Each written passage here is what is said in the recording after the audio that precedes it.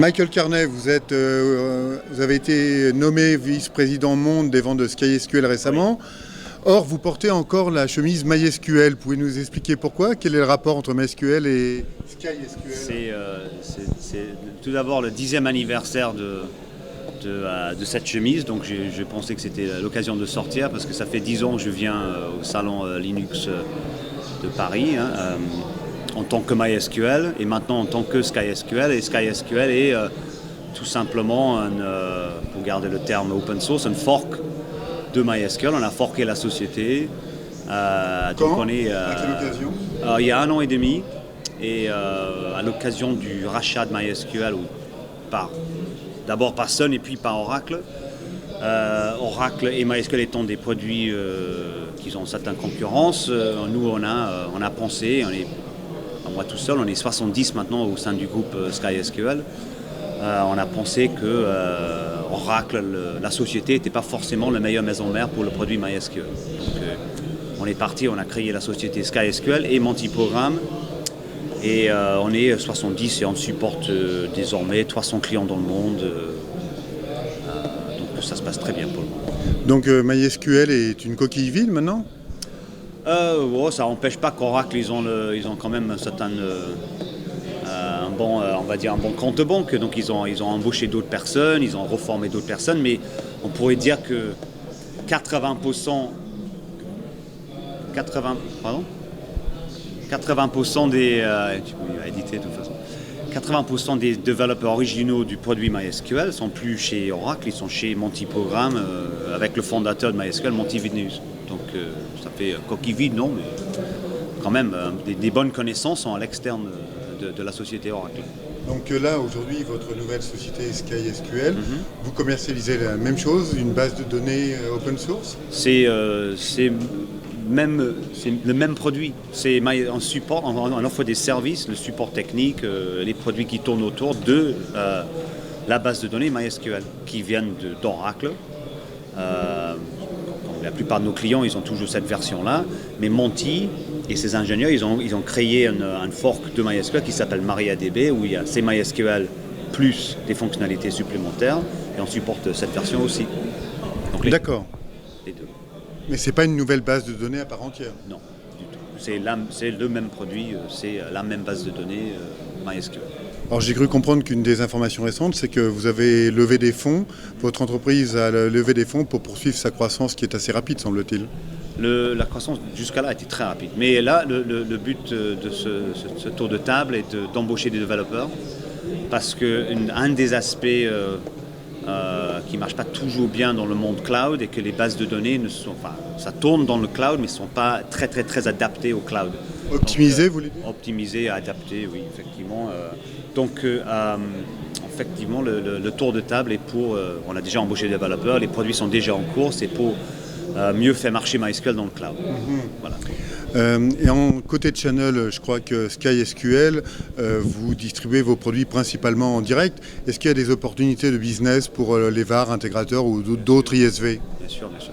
Mais les mêmes VAR, les mêmes ISV, les mêmes SS2I qui ont travaillé avec MySQL peuvent travailler avec SkySQL, dans le sens qu'il y a la revente de services autour de ce produit, avec SkySQL en arrière-plan pour soutenir les partenaires. Donc toujours le même réseau. Et d'ailleurs, on a adopté beaucoup de partenaires qu'on avait avant chez MySQL, on les a adoptés chez SkySQL avec les mêmes buts en tête, parce que Oracle ne veut pas travailler avec eux, donc ils travaillent avec nous.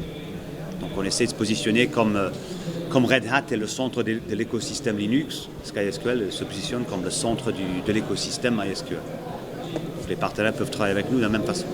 Oui, d'accord.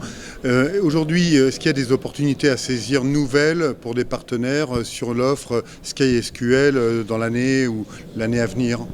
Sûrement, dès que nous sortons nos produits orientés cloud, il y aura des nouvelles opportunités. Quel type de produit cloud? Encore une fois, ça reste toujours un peu...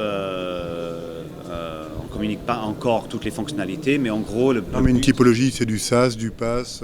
C'est du SaaS, c'est de faire fonctionner les bases de données mieux dans le cloud, parce qu'ils ne sont pas très adaptés à ça. Et donc ça, on verra des produits vers la fin de l'année. D'accord. Est-ce qu'aujourd'hui, vous pensez que le cloud est une opportunité ou pas pour les éditeurs open source? Parce qu'on pourrait imaginer qu'avec le SaaS, où il y a une monétisation des licences, ça pourrait signaler la mort de l'open source. Non, je pense, philosophiquement parlant, pour la première fois, l'open source va aider à simplifier l'informatique avec le cloud. Avant, on aurait pu dire que l'open source est pour les passionnés, les geeks, les gens qui aiment bien pendre du code. Mais là, je pense avec le cloud et sa façon de présenter les informations par des interfaces souvent web, souvent simples à comprendre, que derrière, le cloud va tourner sur l'open source. Et je pense pour la première fois, on verra quand même une simplification de l'informatique grâce à l'open source et pas l'inverse, comme on a vu avant. Là, je pense que tout le cloud sera basé sur l'open source. Pour moi, c'est clair et net. Sinon, ça ne peut pas marcher. Justement, quel est le rapport exact pour vous entre l'open source et le cloud? On dit beaucoup qu'une grande partie des infrastructures cloud, celle d'Amazon notamment, tournent sur des infrastructures open source. Mais ça n'a pas l'air très transparent. Les offres qui ressortent commercialement en IaaS, PaaS, SaaS sont, semble-t-il, plus des offres propriétaires que des offres open source, non? C'est un droit d'utilisation derrière. L'offre d'Amazon, à la base, c'est le savoir-faire des gens qui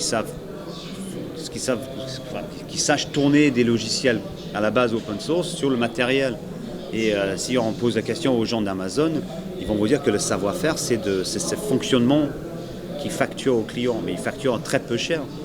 Donc ça ouvre des possibilités énormes pour des gens d'avoir une énorme puissance d'informatique à un très faible coût qui permet aux gens, notamment des éditeurs, je pense que les gens vont développer le logiciel beaucoup plus rapidement parce qu'ils peuvent créer un environnement de développement et de test ultra rapidement dans le cloud, développer et l'arrêter et payer que la partie utilisée. Ça, c'est extrêmement important. À mon avis, ça va booster énormément le développement de logiciels. Et vous ne pensez pas que le modèle SaaS va totalement bouleverser le modèle économique des éditeurs comme vous qui vendez tantôt des licences mais qui seraient peut-être tentés de développer plus des départements professional services, quitte à concurrencer leurs propres partenaires? Non, je ne pense pas que ça marchera comme ça. D'abord, nous, on n'a jamais vendu des licences parce qu'on est open source, c'est des services qui... Non, mais il y a des Red Hat ou des SUSE.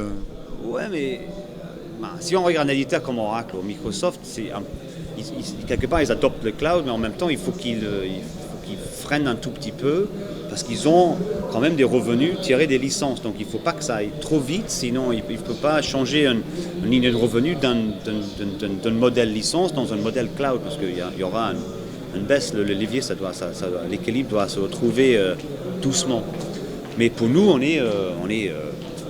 débute, donc on n'a pas ce problème de revenus des anciennes façons de vendre ça par licence. Vous êtes legacy free. On peut y aller tout de suite.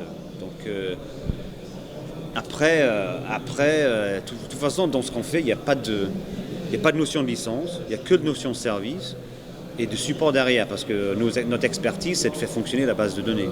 Et donc là, on a des gens pour ça, peu importe si ça tourne dans le cloud ou on-premise dans la cave. Ça ne change pas grand-chose pour nous. Est-ce que les grands offreurs de services cloud, je pense aux IBM, aux HP, voire aux Amazon, notamment pour le cloud public, est-ce qu'aujourd'hui, c'est pas un frein de faire appel à un acteur, entre guillemets, aussi petit que vous ou purement open source? Est-ce qu'ils ne sont pas tentés éventuellement d'aller vers des références plus connues comme Oracle éventuellement? Ou alors est-ce que vous êtes une alternative à votre sens crédible dans le domaine sur les grandes offres cloud? Tout à fait crédible, parce que l'expertise est chez nous. Autour du produit MySQL, il n'y a pas une meilleure équipe dans le monde. On a 80% des développeurs, tous les employés de SkySQL sur le côté service sont des ex de MySQL. On a le directeur monde de support, le directeur européen de support, toute l'équipe de support sont basculées chez nous. L'expertise est chez nous, donc en tant qu'acteur, on est tout à fait crédible. Après, HP, ils font le choix d'HP. S'ils veulent, ils ont embauché pas mal de gens de MySQL aussi. Donc ils vont peut-être essayer, ils vont faire un certain nombre de choses en interne, mais on travaille avec eux sur un certain nombre d'autres choses pour le cloud. Mais ça, c'est lié à notre expertise dans le domaine. Est-ce que vous avez une idée de votre part de marché dans l'univers du cloud par rapport à un Oracle ou un autre acteur? Est-ce que vous pouvez nous citer des exemples de fournisseurs ou d'offreurs de cloud, des cloud solution providers qui ont fait appel à vos solutions?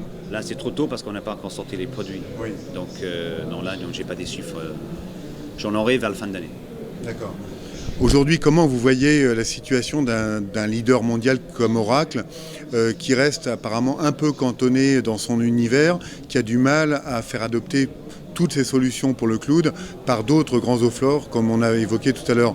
Est-ce que c'est un handicap? Comment vous voyez l'avenir pour un acteur comme Oracle, vous qui êtes un spécialiste? Pour moi, ils sont obligés d'y aller. Ils sont obligés d'y aller doucement, par contre, parce qu'ils ne peuvent pas, comme j'ai expliqué tout à l'heure, ils ne peuvent pas oublier ce qu'ils gagnaient avant, parce que ce n'est pas bon pour les actionnaires d'Oracle. Ça se comprend tout à fait. Donc ils sont obligés d'y aller, mais obligés d'y aller un peu doucement. Il faut que ça soit des lignes de produits supplémentaires. Ça reste mon avis. Mais par exemple, ils font des rachats dans le domaine de SaaS. Là, ils ont sorti il y a 2 semaines un SaaS, un système de DRH pour le SaaS, un CRM pour le SaaS, pour concurrencer Salesforce. Donc ils vont y aller doucement. Il faut que ça soit par contre des lignes budgétaires supplémentaires, des produits supplémentaires. Et Oracle vont rester basés sur le système de licence et support pendant des années à venir. Et c'est dans l'intérêt des actionnaires d'Oracle d'y rester obligés.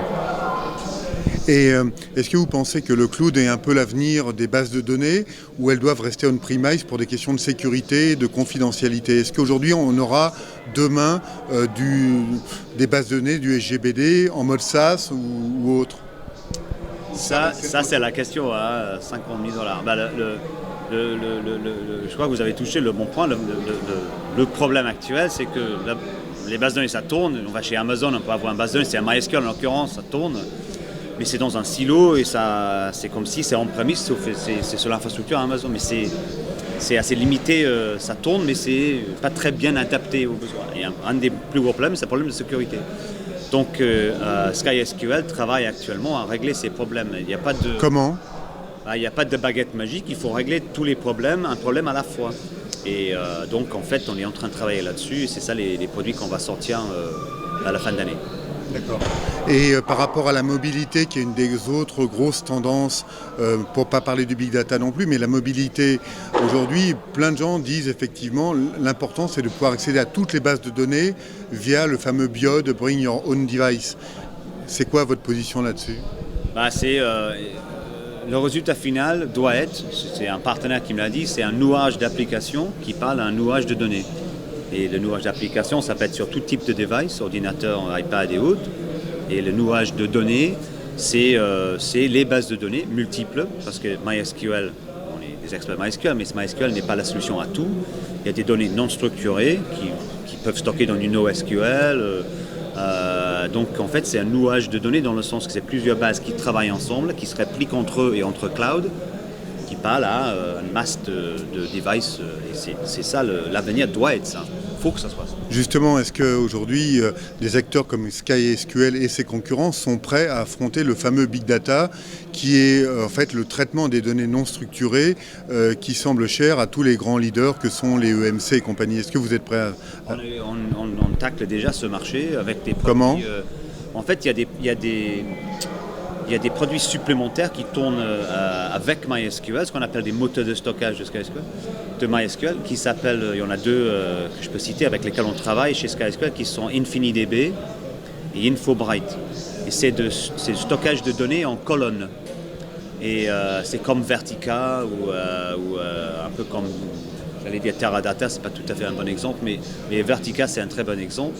Et ça permet de stocker des quantités massives de données et avoir un temps de réponse extrêmement rapide pour les chercher. Et en fait, Oracle, ces gens-là, ils travaillent déjà avec MySQL, mais Oracle, ils ont gardé comme partenaire, mais ils ne travaillent pas activement avec parce qu'Oracle, ils ont des produits concurrentiels comme Exadata. Oracle souhaite pousser Exadata, ce qui est un peu normal, c'est des produits Oracle. Donc en fait, nous, on a adopté ces orphelins pour choisir un mot un peu... on a adopté beaucoup de partenaires qui ont été un peu coupés par Oracle, notamment ces 2 exemples pour le Big Data. Et ça marche. Déjà, on a gagné un projet récemment avec la Poste en France pour stocker tous les données de tri de la Poste. Et là, c'est des teraoctets de données. Mais c'est un marché qui est uniquement pour les grands comptes, les boîtes du CAC 40, ou c'est un marché qui va se démocratiser un jour? Non, c'est pour tout le monde. Au fur et à mesure, il y aurait des sociétés qui font une analyse de toutes les données possibles qui viennent des streamings de Twitter. J'ai rencontré une société la semaine dernière qui prend toutes les données des différentes données venues de Twitter. C'est des masses, des téraoctets de données. C'est une toute petite société. Mais grâce aux produits comme InfiniDB qui ne coûtent pas 500 000 $, ça coûte plutôt 5 000 à 10 000 $, ils peuvent analyser et faire du requêtage sur des téra et des téraoctets. Et moi j'ai lu quelque part que l'espèce humaine, l'homme, a créé plus de données dans les derniers 4 ans que dans les 40 000 précédents. Et cette tendance va continuer. Bien, merci Michael. Donc c'était Michael Carnet, vice-président des ventes monde de SkySQL, en direct du salon Solutions Linux.